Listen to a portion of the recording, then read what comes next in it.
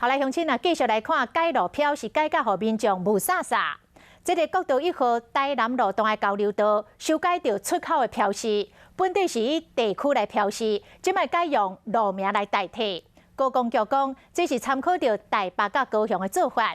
若是有几位的交流道，就会以交流道小接的路名来当作是标示，所以甲永康大湾台南甲改做中正北路、复兴路甲中山路。不过，真侪民众反映讲，改做安尼根本就唔知影这个路要安怎行，参在地人嘛杀无路，因为这个民怨实在太侪了。高公局讲会过来调整。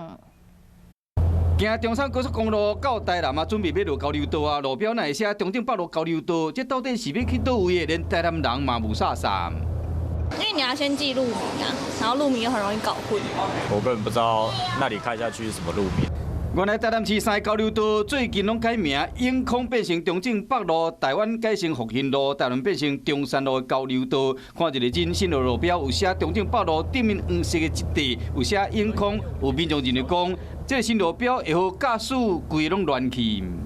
说归人的地方也有什么中山路或中正北路之类的，然后可能会就是标示不均，有可能会下错交流道。在都会区里面交流道比较密集的地方哦，我们指示的都是用路来指示，台北或者是高雄，那他们现在用的都是路。